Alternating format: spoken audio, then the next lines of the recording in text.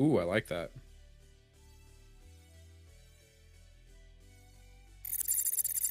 Over. And there we go.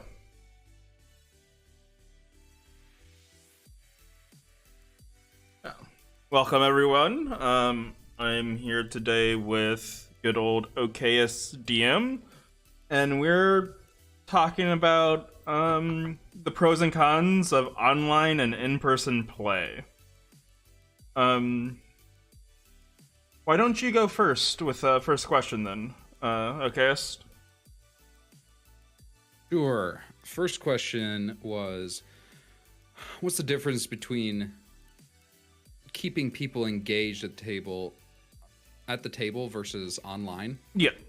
So talking about the difference, but like, what is it like running at the table and keeping players' attention versus keeping players' attention virtually? And I think the biggest difference, because I currently run campaigns both in person and online, Yeah. so I see both sides of this almost weekly. Same. The biggest difference for me is when a player is distracted at the table, it is very obvious to me as the DM that it's trying to like run, and it's clear that they're distracted, they're off doing something else. And even if they are paying attention, if they don't look like they're paying attention, that is a distraction to me, and it makes it harder for me to run the game. Virtually, that doesn't happen. I can't tell over a video or over just a voice chat whether someone is paying attention or not. So as an optimist, I'll just assume that they are, and it makes running the game a lot smoother. Yeah, I'm the same way. I also play in person and online, though I've been playing online for a lot longer than in person. And it is extremely difficult to tell if anyone's really paying attention as you're talking and like explaining things. Like there's been multiple times that I've had to like re-explain the scene as they're coming back into attention. In person, I don't have that much of a problem. It's really easy to like see who's engaged and actually like go out and reach to get them engaged again. I've had one incident with people. These are my closest friends. We've been playing for like 6 years at this point, so it's way in the past. But there's been a point where we've been playing D&D together, and they went and started up a game of Rocket League during the session. Oh my god. Wow. Yeah, and it's I still rib them to this day about it, but at the time it was kind of upsetting. Yeah, I bet.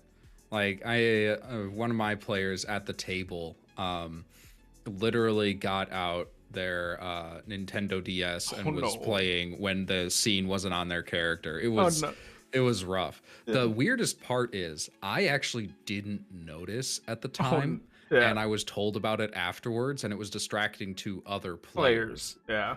So I agree with your point that like it is harder to get players to pay attention in the first place online, but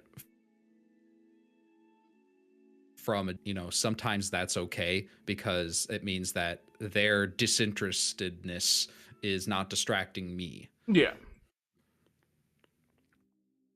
So I think the thing you could usually do to kind of combat this, at least online, is just do a kind of like routine check of, hey, what are you guys doing? What's your character doing in the scene and stuff like that? Just constantly keeping an eye on like, hey, are you paying attention type deal. Yeah, and even in person, I still do that. Yeah. Like if I notice that someone hasn't contributed for, 15 minutes, 20 minutes longer, I will say, ooh, what is your character doing right now? We'll switch scenes over to them. And if their answer is like, oh, I'm just sitting there listening to the conversation, twiddling my thumbs, I will try my best to ad-lib something for that character specifically. Yeah. So I've had mixed feedback on this. Sometimes it feels like I'm forcing the players to engage when they don't really feel like it. But the other half of the time, they appreciate the chance to engage when, it's like a different player's personal quest. Yeah. And they like both the player and the character really don't care a whole lot. I will find a way to get them involved. Well, like they're the ones that are noticing the bandits approaching, and so they're the person that isn't surprised.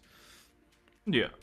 I think it also depends on the players as well, because my current group that I've been playing for this campaign for like 3 years, there's definitely a lot of like a good half of them are kind of the ones that will sit back and let other people take the spotlight, and they're completely fine with that, right? It's just making them feel a part of the group, just asking questions and things like that.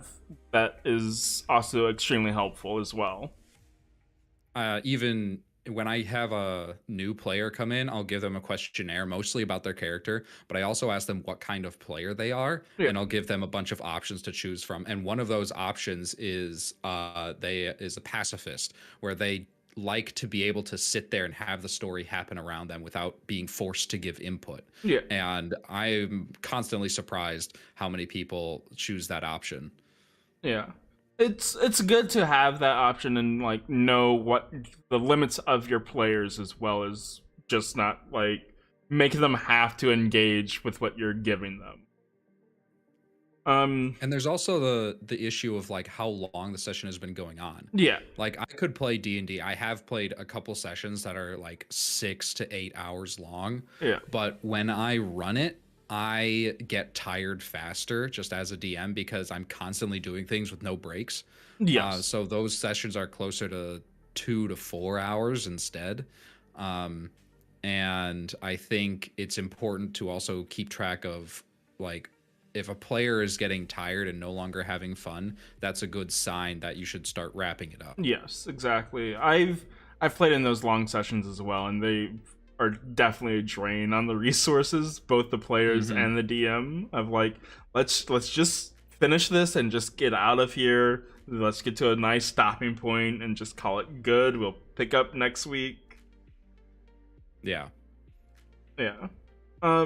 So the next thing we're going to talk about, which is huge, I feel, in like online DMing, is just like the level of preparation that goes into running a session online versus in person. I feel like online take way much more time, and you can take more time prepping online than in person, just because of the like variety of maps that you can make and like how detailed that you want to go with those maps. Like you can make a complete, there's applications and things like that that allow you to make extremely customizable custom maps for your specific setting that you'll only really use once. And then like you can do magical items are more in person as well, but like in person you really can just go with, okay, here's my wet erase battle map, let's just draw on it and call it good, right? Yeah, I think the biggest difference between preparation comparing online versus in person is definitely map preparation. Yeah. And for me, it's not really less preparation, it's just a different kind, because I like to use and to build terrain. Yeah. But that's not something you can do the day before a session. No. It usually takes me a couple days to get like a new project done, and that new project is not an entire map. It's very easy to be able to like just grab some terrain you already have and throw it down, instead of like going through and creating a new map. That takes much longer. But overall, I think the time I put into map creation and terrain creation is about the same. Okay. Yeah. So I, at least in person, I don't I 3D print, so most of my terrain comes from like 3D printing, which isn't like crafting from, what do you craft from? Foam, right? Yeah, XPS. XPS. So it's time consuming, but it is like you just press a button and it goes and you're good. You don't have to like handcraft it. It'll take a day or two, but it's not your time. And Right. all I really have to do is like paint it and call it good there. So I spend a lot more time like doing online map making than my in-person games. Mainly because right now my in-person campaign is playing through Crystal Strahd, and there's a great resource person that is 3D modeling like all the major locations in it. Ooh. Like the Death House, the Wizards of the Wine place, the Blue Water Inn, the mill. All these things are like modeled and able to be 3D printed. So they're great scene pieces. It just takes money, honestly, and then just the time of printing it. But I'm not, it's like I said, it's not my time, it's the printer's time. Right. I can like set it when I go to work and just be done with it. But online, especially when you're doing homebrew, which is what I do online, it's the level expectation. The main thing is the level expectation from your players is you have to set that expectation early, and what you can really get away with time wise, and how much time you can spend on it. Like most of my time is spent map making on online DMing. And if you play a session or two or an entire campaign in just Theater of the Mind, where you don't use any maps, there's almost no difference in how I prepare online versus in person. Yeah, exactly. Theater of the Mind is also something that you can just... I will say there is some preparation. I don't know if you like do handouts, like visual handouts just to set a scene. Sometimes, yeah, I have in the past. I haven't found it to have the effect I wanted always, and I'll try it again in the future, but it's not something I commit to, really.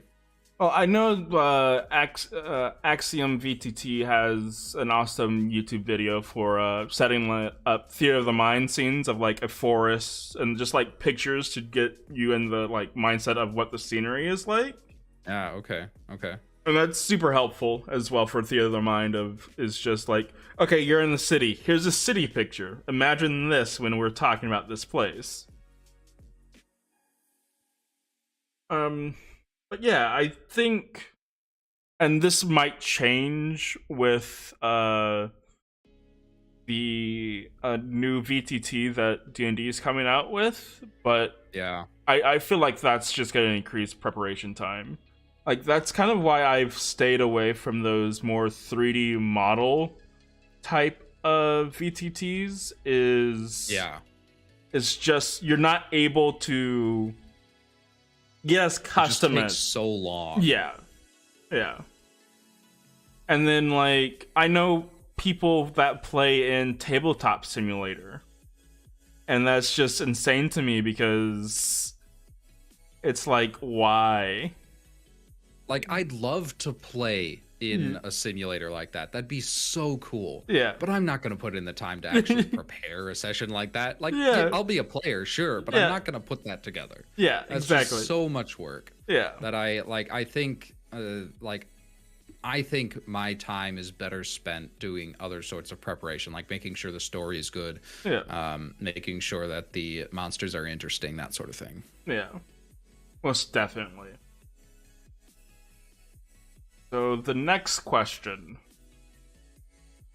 is the ease of people just being able to like drop your game and just go full no contact online. It is getting ghosted out of the campaign. Yeah, it is so damn easy. I feel like you don't run into it that much in person. But I see it happen occasionally. I'm a part of a couple of communities that are like looking for game communities. Yeah. where it's basically a bunch of strangers online that have never met in person and probably live in different countries, that get together and play. And I think that the fact that that happens is amazing. Yeah. Like this brings people from such different parts of life together to play this game. Um, but the fact that it is all online and you can very easily just block people Mm-hmm. and say, nah, this isn't really fun. I'm just going to go no contact, nobody, I'm not going to tell anyone I'm leaving. Yeah. And the just as a DM, dealing with that is tough. Yeah. I like being able to know like who's going to show up for the next session at least 24 hours in advance, if not a couple weeks. Yeah, it's so insane.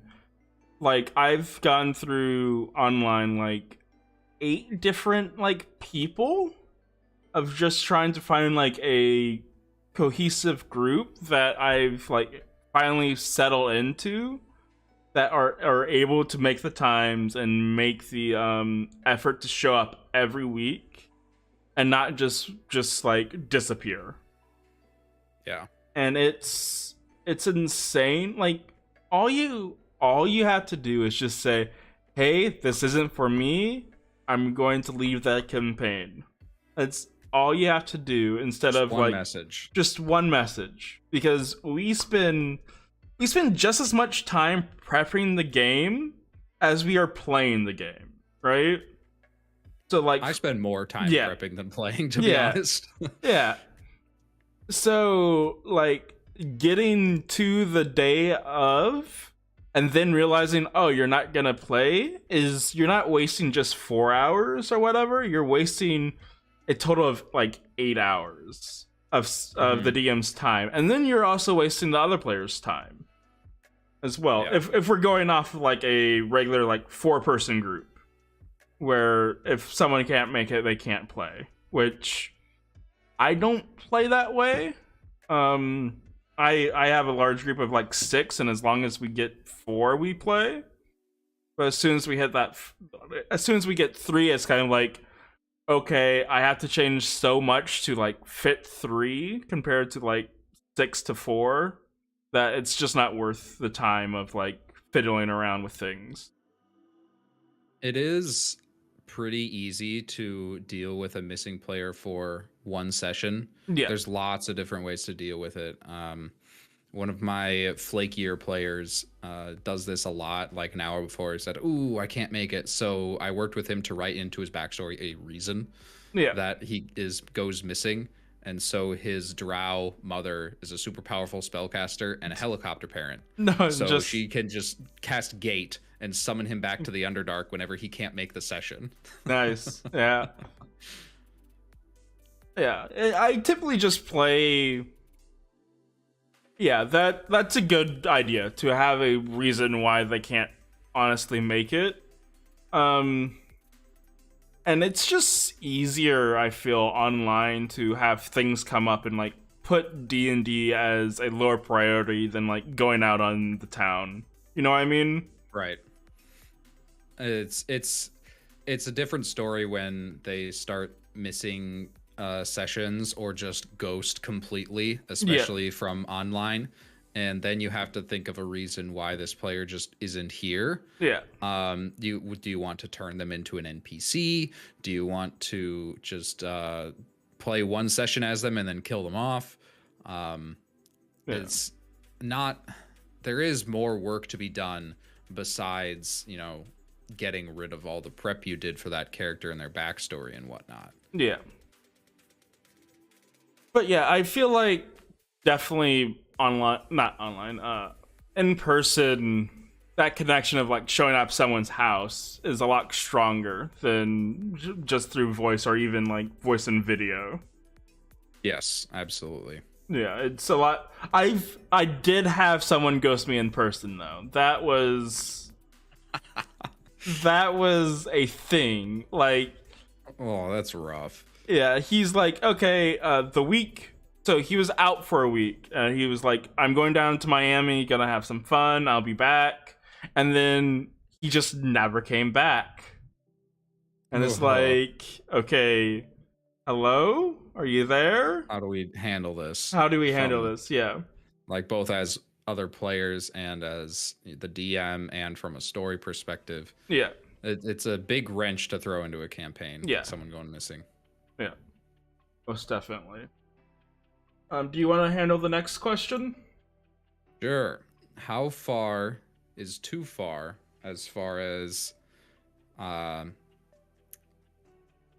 improvements or automation in new virtual tabletops, Yeah. or old ones that are being improved? So like most of the tabletops have dice rollers and whatnot. Yeah. You've done a lot of excellent tutorials on how to automate, demon summoning or ballroom dance. Mm-hmm. Um, and that sort of thing is amazing. But I think there is a point at which it becomes more of a video game than a tabletop role-playing game. Yeah. And I think I personally have to be careful about how much virtual help we use when we play. I think the line that I don't want to cross is when the technology starts limiting the options that a character has. Yeah. Because that's the biggest difference between like a video game RPG and a tabletop RPG. In a video game, you have a limited number of options. You cannot just, fireball this house on the left and have in a video game, nothing would happen if you did that. But in an actual RPG, that house would burn down and you would have the guards to deal with. Yeah, exactly. As long as that sort of thing is still an option, then I don't think it has gone too far. But once the choices that a character has start becoming limited, then that's too much and it needs to be toned back. Yeah. I feel the same way. Like, there's also, like, not just automate. It's a combination of, like, automation and, like, visual style, right? You can get away with, like, top-down automation because it still feels and looks like D&D, right? It still looks like a battle map or whatever. But as soon as you start, like, going 3D, it starts way looking more like Baldur's Gate 3, right? That connection between video game and TTRPG is just too strong there. And I feel like there are things that you should automate that just take up so much time in DMs like in play that needs to be automated. Like, I automate most of my combat. Mainly and by automate I mean like calculating if a attack hits, the damage it does, calculating, hey, this guy's prone, so you have advantage on it, which is just super helpful because you don't have to remember all the conditions in your head of like, okay, he's prone and poisoned, so that means he has disadvantage on that, but advantage on that. That is an issue I have. I've tried using like condition rings to throw on the minis and whatnot, and sometimes it just gets too much. Like, oh, what did this one mean again? Yeah. Oh, that's right, you're concentrating on a spell. Wait, are you also poisoned? No, he's poisoned. And it gets complicated really fast, especially at higher levels.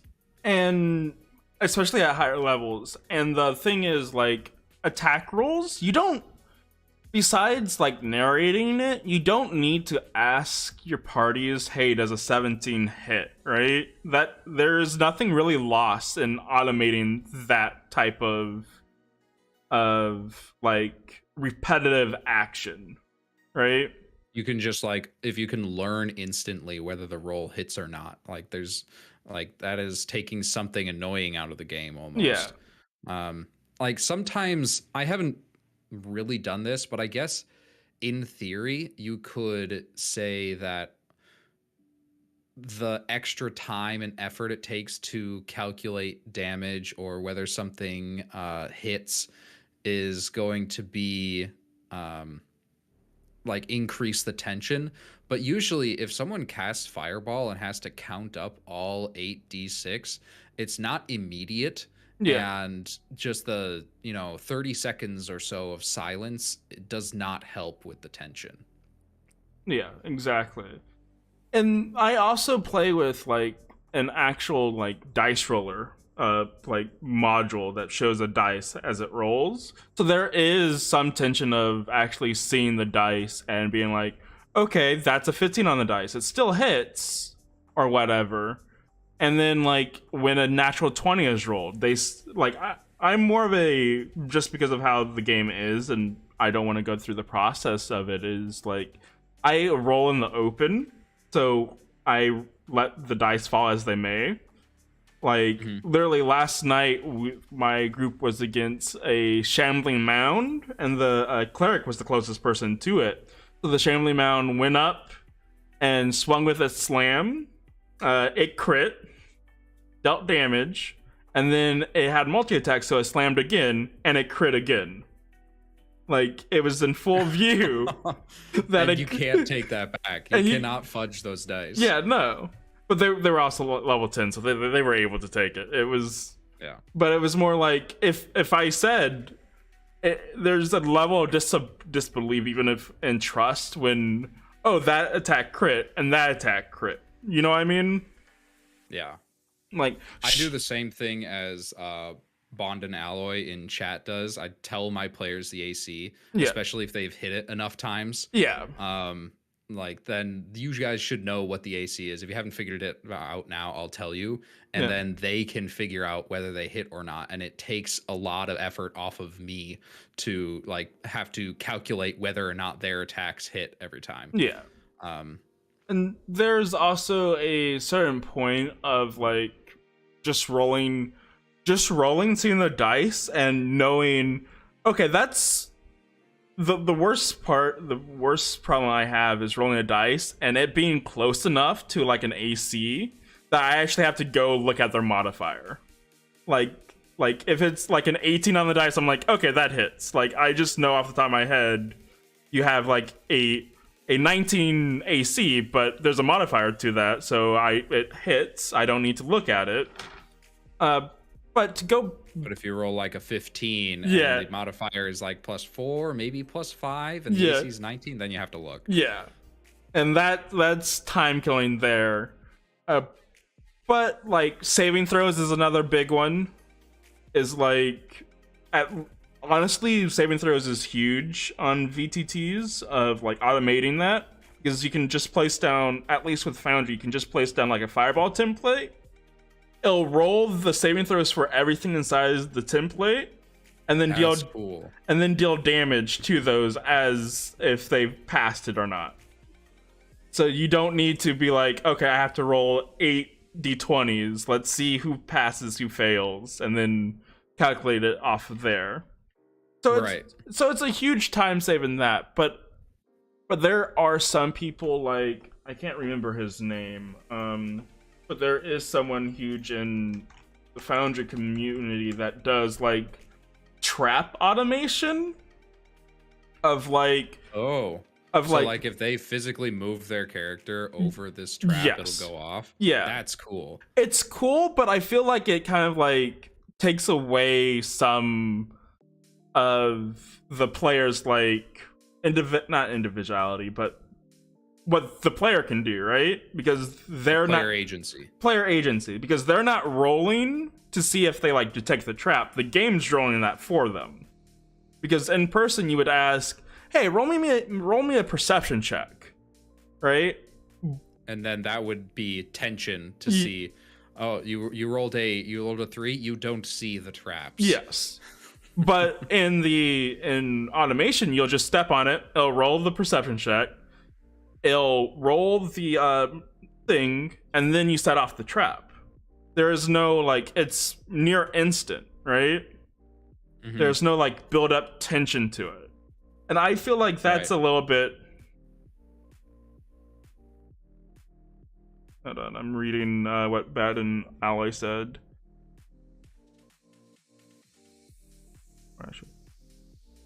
Yeah, Yeah. it's a lot to there's a lot that is lost when everything is automated and it starts to take the tension away. It's tough to build tension in the first place.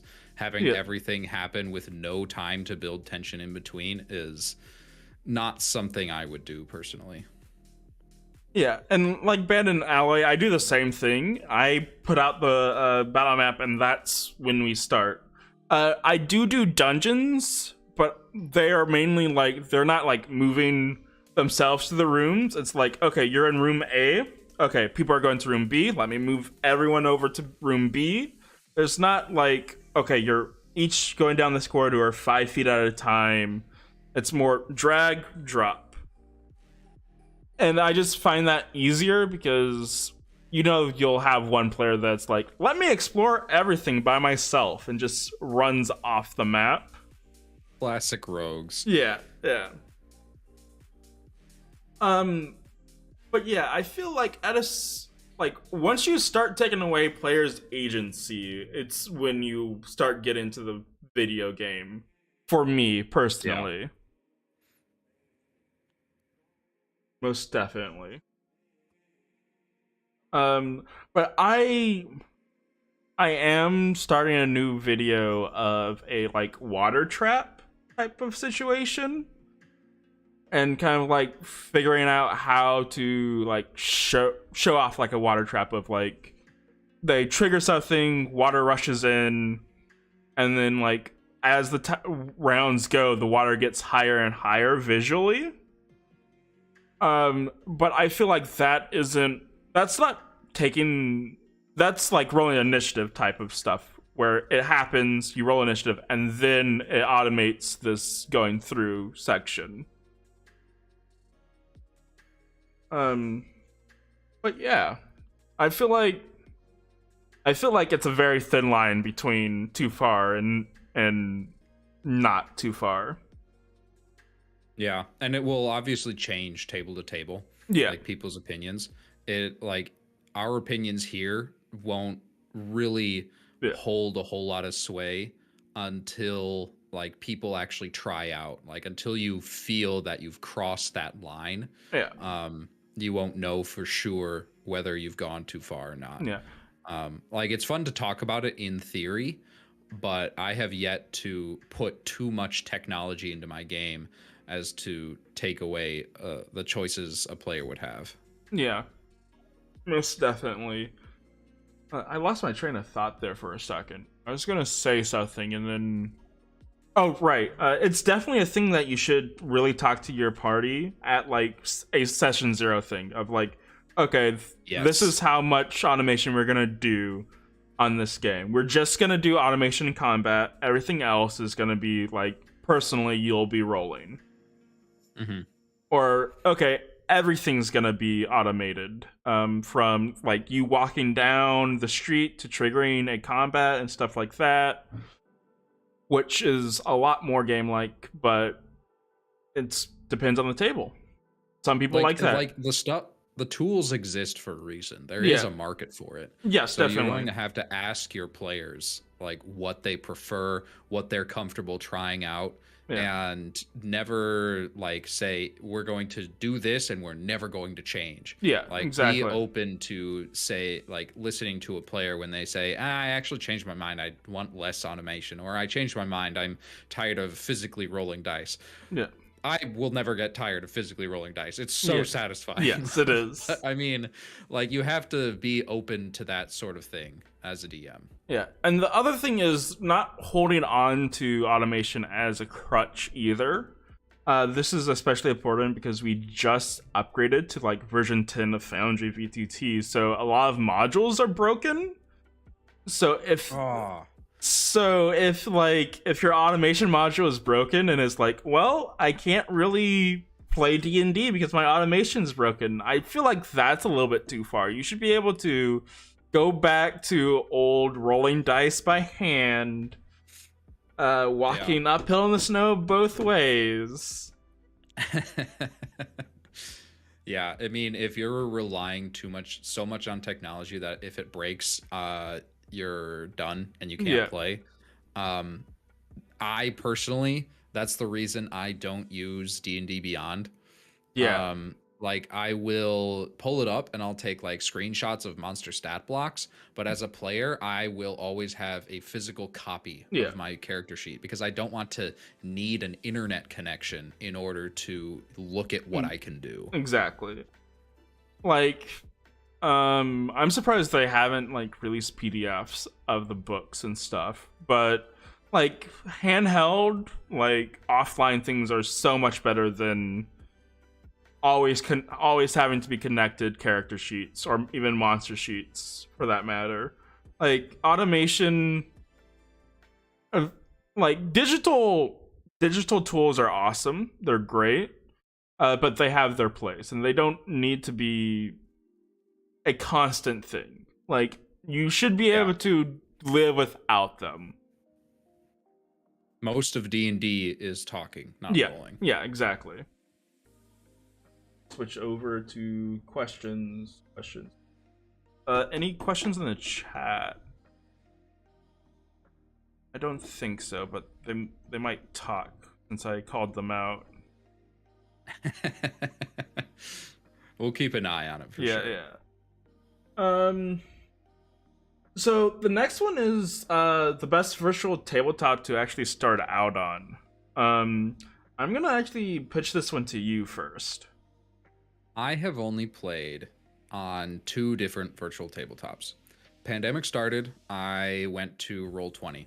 I just discovered what VTTs are. Yep. Recently, I have also tried Owlbear Rodeo. The biggest difference between them is learning curve.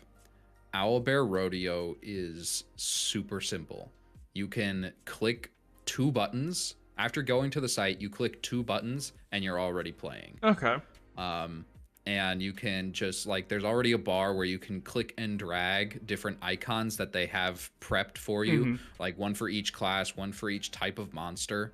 So you can have the icons that you need. And it is pretty intuitive to be able to just draw lines on the map and like create something from scratch. Yeah. And it's also extremely easy to just Google cave system D&D battle map. Oh yeah. And drag and drop it into Owlbear Rodeo. Don't do that if you're streaming. Yeah. Don't use their stuff without permission. Yeah. But if you're just playing like on with just you and your friends online using Owlbear Rodeo, you can. It's super easy. Yeah. That is the one that I suggest. I don't suggest Roll20 because of there's really just one big issue with it, and that is that it is very hard to delete your drawings. After you put down like a status effect, you draw that circle of where the spiritual guardians are. It's there. It's staying there forever. You're not moving it. Yeah. And I feel like that's something that should be easy to fix. I don't know coding very well, but I feel like that should have been fixed within the last 3 years, and that is why I switched away from Roll20 to Owlbear. Okay. So it's time to trash talk Roll20 a bit. I started VTTing in 2016, and I started on Roll20, and then I started on Roll20, and I almost like immediately became one of those like pro subscription members of like $12 a month. And because, okay, look, line of sight is awesome on a VTT. Okay, I need it. That's the whole reason why I went with it. And I found my group that I still play today on there. But Roll20 is just, they started strong in the sense that like they were the only real VTTs that you should, only real free VTTs that you should use. Because like the other option at the time was like Fantasy Grounds, which is, let me quickly double check. I think Fantasy Grounds, I think it was something like, so to play on their application, each person, including the DM and players, would have to spend $60 for the application. That's dumb. Yeah. Oh, sorry. It I'm is. just gonna say that's stupid. I don't remember. I remember like looking at Fantasy Grounds at one point to see, okay, we're gonna start playing online and let's figure out what the best available options are.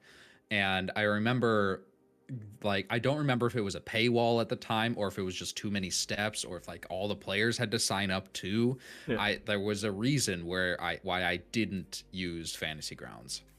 So they have three tiers. You got the free demo, the Fantasy Grounds Standard, and the Fantasy Grounds Unlimited. The Standard is $40 for a license. You can join any game or host a game as GM for other Standard and Ultimate players.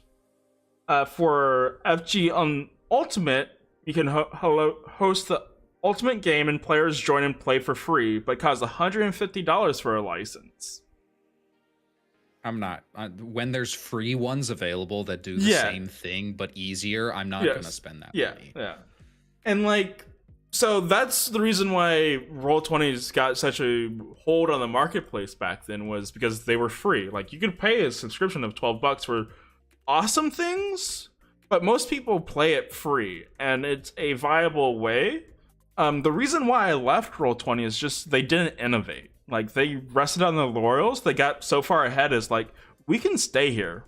Like, we don't really need to do anything to like improve our site. People are still coming. But they focused on marketing instead of improving the interface. I feel like. Yeah, exactly. And like, I left when they were updating. Their major update was updated dynamic lighting, which was a feature that they had forever. And it's like, why? Like you already have this? What, like, do you know if it was broken or? Yeah, like, and then it took them. I played for like 4 years on that, and then they finally allowed it so you can right click and pan. Like, you couldn't. You had to like zoom out. Another issue is like, it's not intuitive. Like, does the scroll bar move from left to right, up and down, or does it zoom? And like, you have to go in and change that option manually. There's not like I feel like now you can like shift click pan or something, but it's been a while. But as much as I harp on Roll20, as a source of finding other people to play tabletop RPGs, it blows everything out of the water. Like, if I go to Roll20 right now, I can probably find a game for either Starfinder or Vampire the Masquerades or D&D, right? I don't think there is another website that does that has that community of able to pick up a game and play with people around the world. At least not another virtual tabletop. Yeah, like, there's definitely other communities, but they're not associated with a VTT. Yeah, exactly. So I would still recommend Roll20 as the free VTT that you go with. Do not pay for their subscription. As soon as you decide, hey, I'm actually gonna spend money on my VTT, go to Foundry VTT. It is actually made by a person that either came from Roll20 or played a lot on Roll20. Is like, I can do better, and then he did better. Like, it is just like Bond and Alloy again in the chat. Animated maps, yeah, it's cool. I've never used Foundry, to be honest, but if I was going to spend money on a VTT, that's where I would go first. Another thing is, it's a one-time purchase of $50. Like, it's basically a video game, right? Like, I'm sure you can ask your players, hey, can you spare like $4, right? And we can get this awesome virtual tabletop that does everything that we need. It's still customizable in the sense of you can play other systems on it, right? The thing that I've picked up with Owlbear Rodeo, it's mainly just for D&D. Is that correct? I don't think so. Okay. It is. I don't know if it's associated with a TTRPG. It's probably, if it is, it's definitely D&D, Oh, yeah. just because owlbear. Yeah. Like that's an iconic D&D Yeah, monster. exactly. But I'm pretty sure you can very easily just like grab a Starfinder map and put it in. It'll have the dice for you. Like you can change the icons if you want. Yeah, like the icons that come preloaded aren't the only ones Okay. that you don't have to use those. You can upload maps, upload icons. The dice roller has all the regular polyhedral dice. Yeah. And it still has fog of war and line drawing and all the stuff you would need for almost any other TTRPG. Okay. But yeah, like I said, it might be better to check out. Always do your own research, but go check out Roll20. Go check out Owlbear Rodeo. Weigh the pros and cons of each. But as soon as you like start paying money, don't go to Fantasy Grounds, because that's insane that you have to pay $149. Like, it does a lot of automation and stuff, but it's still $150, man. But Foundry VTT, like Dnd Alloy is saying, is like you can pay $5 to host a server. That server is literally yours. You can add as many images as you want, or heavy files. The other issue with Roll20 was like the servers. The servers when I was playing sucked. There have been multiple times in my campaigns where I had to cancel it because the servers weren't working. And like that is just a no-go, especially when everyone I was playing with, yeah, exactly. There's no space even at pro level. You just can't. The server sucked. You couldn't upload highly detailed maps because they had a limit on what you can upload at a time. So you can't choose these awesome maps that you're paying money for if you're like doing a Patreon and stuff like that, just because they're so heavy. And you had no control over the servers. It's like, is today gonna be the day that we get to play?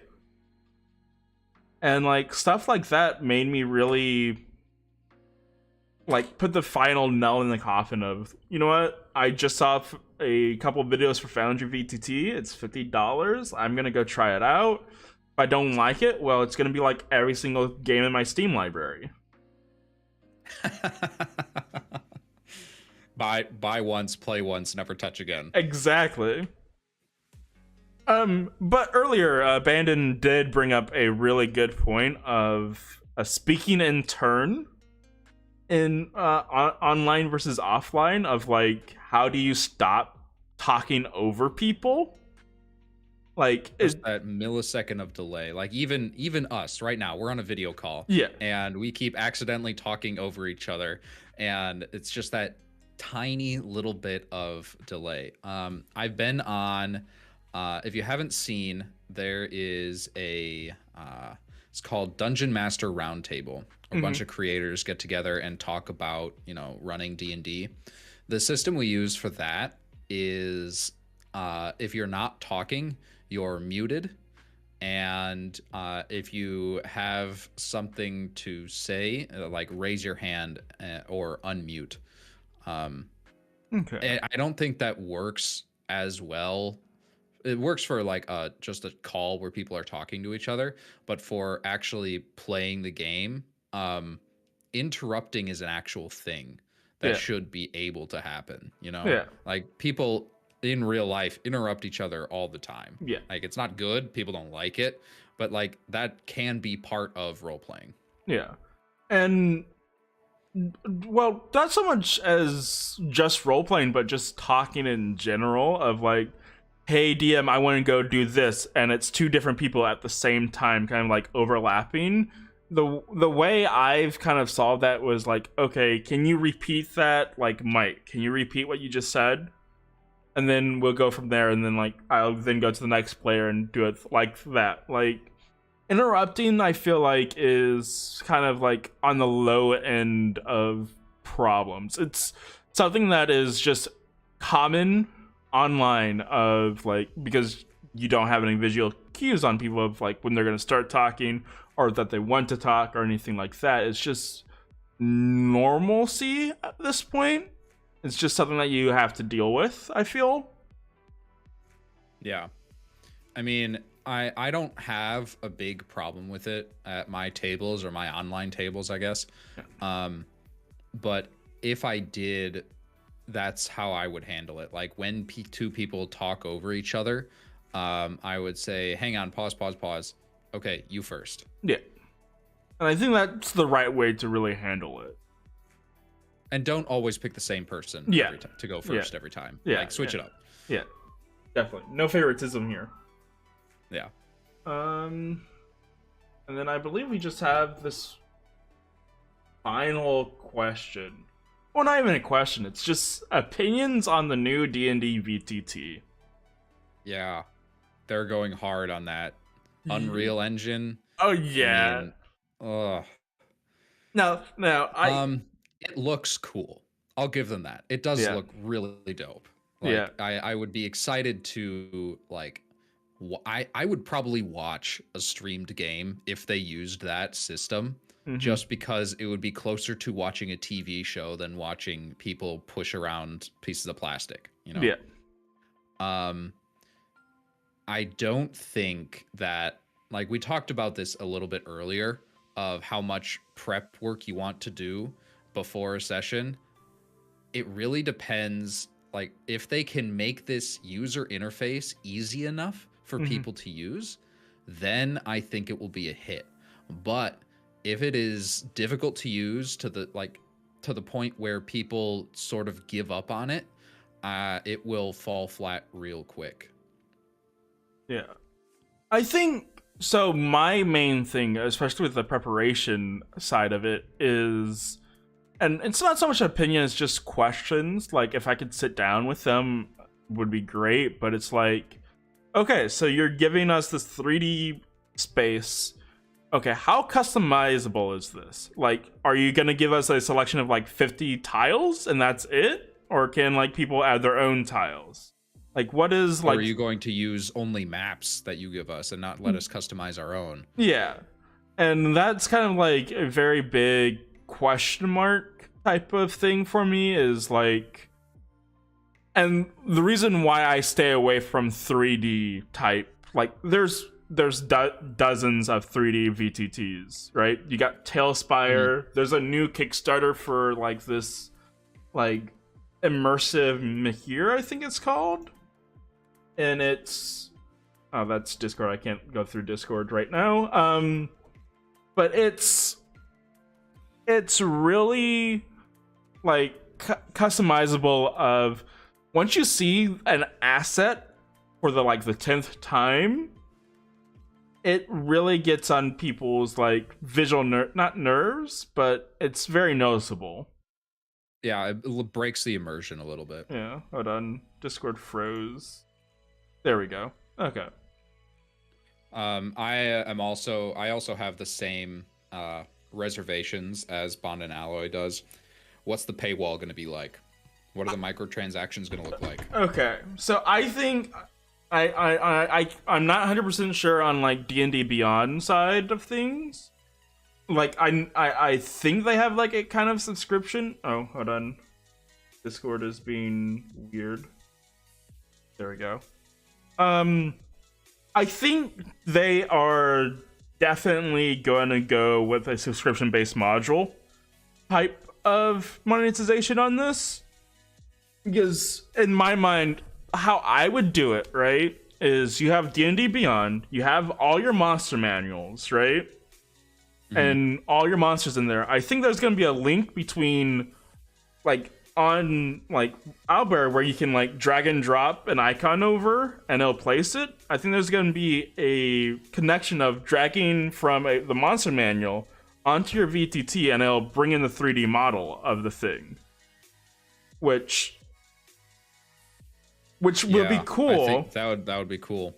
But I think if it is going to be that interconnected with D&D Beyond, you're going to need to have bought the books in order to like online in order to And do that. that's why I think they're going to go subscription based of like, hey, if you pay $30 a month, you have every single monster you've released, and you can add it to your game. It probably won't be $30 a month, but Yeah, and they'll probably if it is, they'll have a free version of say free trial for 7 days or whatnot. I think and if they do come out with a subscription base and a free trial, I am going to try it out. Yeah. Like maybe I will wait a bit to see what people's reviews of it are for like, the first several months probably. And if they're positive and it looks like something that I would be able to use easily, then I will try it out. Yeah. I think honestly it is the ease of use, because I can see people spending so many hours prepping for a dungeon, right? Mm-hmm. It's like the thing about 3Ds is like you can get really into the minute details, and sometimes you don't want to. You just want a battle map of just like a white blank with 1-inch squares on it, and that's all you really want or need. Mm-hmm.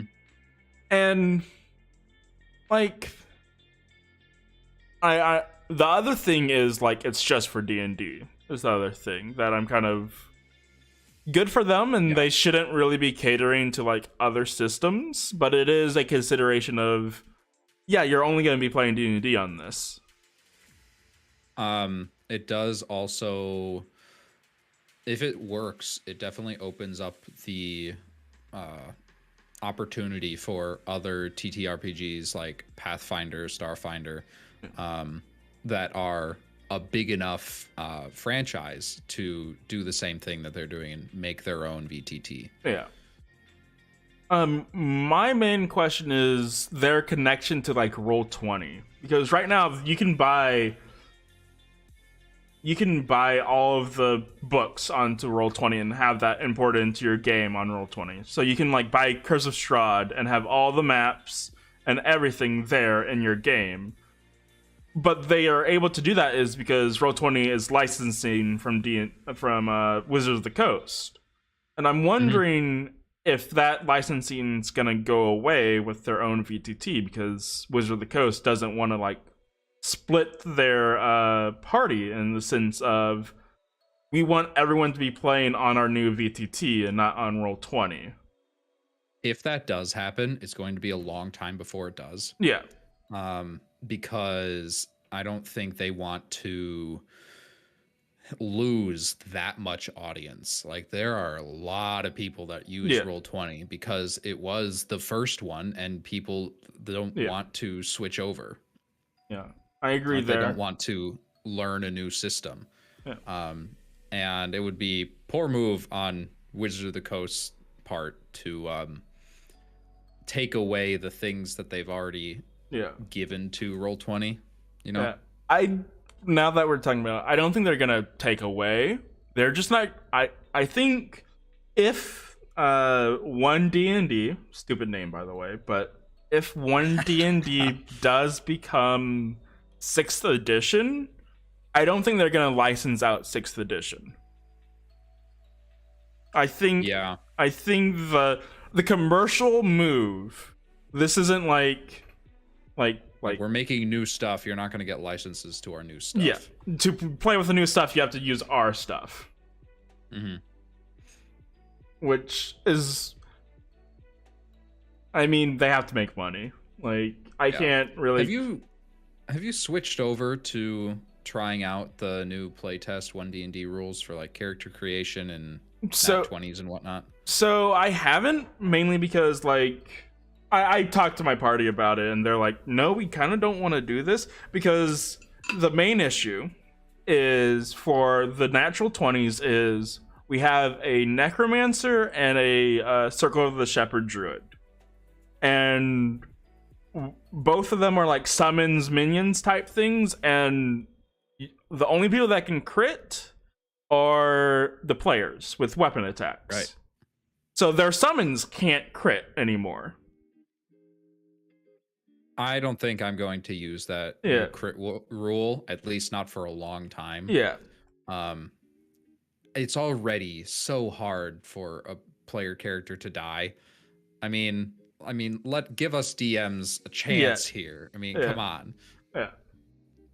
I do want to see what they're gonna do with like my main issue with that whole thing was they're like, oh, we're gonna add monsters and have like recharge abilities on monsters, but we want you to test out these new D20 rules that are balanced around these new recharge mechanics without giving But we're you not going the to give you the recharge mechanics Yeah, like yet. no. I don't know. I don't think like the recharge mechanic by itself already is a little bit weird, and I don't see. I feel like it's a nerf, not a buff. Yeah. To certain like if a dragon can't always use its breath, it's much less powerful. Yeah, that's a no-brainer. Yeah. But are they talking about nerfing other monsters' abilities, or are they going to invent a whole lot of new ones? Or I think they might just be talking about the few monsters that do have a once per short rest or once per long rest abilities, changing those to rechargeable abilities. But if you do that, you don't really like you're taking away natural 20s from like kobolds and things like goblins, things that don't get that. So that's a straight up nerf on those as well. It's like, are you gonna give those recharge mechanics? Like, I don't know. The game I like playing in is closer to Dark Souls than Skyrim. Yeah. You're probably gonna die. Yeah. Like I mean, like you have to. I always talk to my players about that first, like how often death is going to happen, and I will balance encounters accordingly. Mm-hmm. But not having monsters crit is just going to make that harder. Yeah. Like it's and less. I run a narrative game. I like describing the hits, and if something crits, it's more fun to describe. Yeah. So taking those away makes it slightly less fun for me to run the game. Yeah. On the topic of dying, right? And I need to make a video about this. Is like after 5th level, if you have a cleric or a druid, and I believe it's just those, can bards learn revivify? I can't remember. I don't remember either. I don't play with enough bards. Exactly. But okay, it is on the Artificer, Cleric, and Paladin. But they added it to Druids through a UA, I believe. Or through Tasha's. So the chances are someone will know Revivify. Yeah. Like, I don't get... I see a lot of comments on Reddit and things of, like, I want death to be meaningful. Like after... I don't go out and kill my players, but at a certain point, a goblin can kill a player, right? A character, right? Like, it doesn't have to be the big bad coming down and like targeting a character to death. A random zombie should be able to kill your character, because after 5th level, and you're going off of like raw, right? Of like, you're able to find a diamond worth 300 gold pieces, which is nothing. Like 300 gold pieces is pretty cheap for a... But my issue is more of those people being like, yeah, I change all these... I want death to be meaningful, so we're using the Matt Mercer rules, and diamonds are harder to find and stuff like that. And then goes, well, it's really hard to kill my players, because I don't want to attack them to death, because I don't want to kill them. It's like, you're taking that safety net away, right? When I do, I have a video that I did with another creator, my Trey Plays Games. Yeah. She's awesome. I did a video with her on player character death, and there was... So you can see more about this there. But I think that almost every death I've had, at least in recent games, almost every player character death I've had has been on purpose. Like, it is easy as the DM. If you want to like kill off a character, you can. It's not that hard. Yeah. I mean, there are high level spells and creatures that you can throw at people. The easiest way to do this is with a glass cannon spellcaster. The one that I did was a Skull Lord, which knows Finger of Death and can one-shot people at certain levels. And that's exactly what happened. And then in the next 2 rounds, the rest of the party killed it. Yeah. And that one player was dead and could not come back because it was a zombie. Yeah. So there are definitely ways to do it if you're doing it on purpose. That's how I've always viewed not always, but that's how I view player character death now, is if you're, as the DM, if you're doing it on purpose, it's much easier to make it meaningful than if it happens by accident. Yeah, definitely. But that safe, hold on, I've lost my train of thought. Give me 1 second. Yes, I agree. It's super easy to kill people on purpose and able to like make it meaningful, especially when you're thinking and making it meaningful. And I agree that you should be playing towards that way of everything is meaningful. And I lost my train of thought again. It's okay. We've been doing this for an hour. Yeah. I just think that at a certain point, as raw, I think death shouldn't be. There's a difference between death and permanent death, right? I think permanent death should dropping to 0 hit points and actual death with no revivify. Yeah, there's a difference between a difference between dying and having revivify and dying and not having revivify, right? And I feel like option 2 is way more meaningful when you have option 1. Like, if you take away option 1, the impact of option 2 doesn't hit as hard as having the option of option 1. Yeah. It's when players realize, oh wait, we can die and not come back. Yeah. But when it's always, oh wait, we can die and not come back, that impact isn't there. Mm-hmm. Like, especially when you're making the conscious choice of dying and knowing that there's not a way to come back, like a last stand or stuffing like that, right? Right. That has a lot more impact when you've died so many times that death is kind of like a cakewalk. But this time, this time it's actually permanent. Fortunately, this is one of the topics that really doesn't have any difference between in-person and online. Yeah, exactly. This definitely applies to both. Yeah. I don't know. I need to make a video on it. Like, D&D memes, like, literally banned the meme format of attacking players while they're down. Like, and it's like, okay, like, do the math. Most combat lasts for what, 3 rounds, right? Like 3-4 rounds, yeah, depending. Yeah, and it's I need to make a video on it. I got distracted. Death video coming soon, I swear. Yeah. I think we got to the end of our list of planned questions and well beyond it into other topics. Yes. Yeah. Any other questions do you think we should hit up? As far as virtual tabletops versus in person? Yep. Both you can do for free. I think that's an important point. Like, this game is extremely accessible, whether you're in person or online. There are paywalls, but only if they're not required. Yeah. Most definitely. You can very easily get the PDF, the basic rules, from Wizard of the Coast website. Yep. There are plenty of dice rolling apps, and as long as you have those 2 things and people, you can play. Yeah. I know that there's people that played, like, their miniatures or were like Starburst candies. So, like, every time, whenever they killed like a monster, they'll eat the candy. They get the prize. Yeah, they get the prize.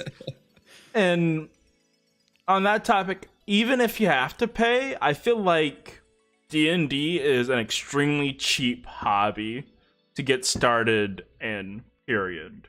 Like, compare... Yes, it's a very low bar to get started in, and it's a very deep hole if you choose to jump. Yeah. Exactly. Like, this is my only hobby now, and I've spent more than I care to disclose on miniatures and books and virtual stuff, and it's a deep hole, so be careful. Yeah.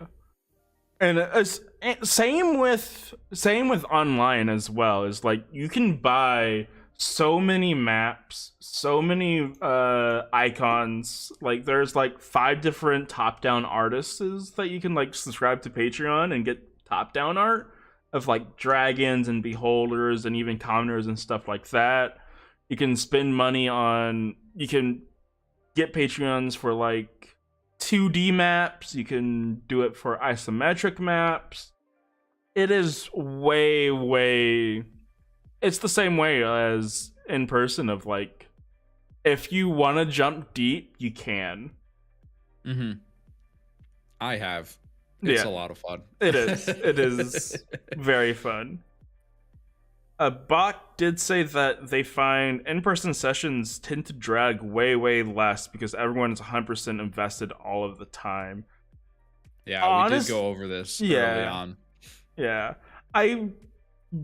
I do agree that they do drag way less as well.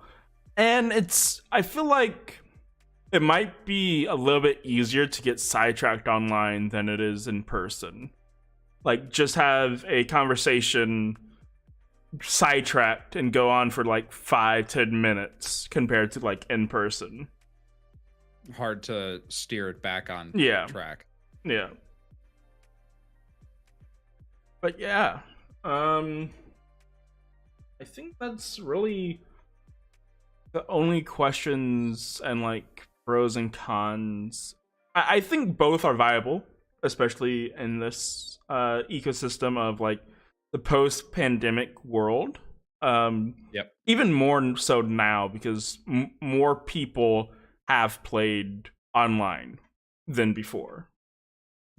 Way more. I know I didn't ever play online before the pandemic hit. Yeah. So they're similar but different, and that's good. Yep. Yeah.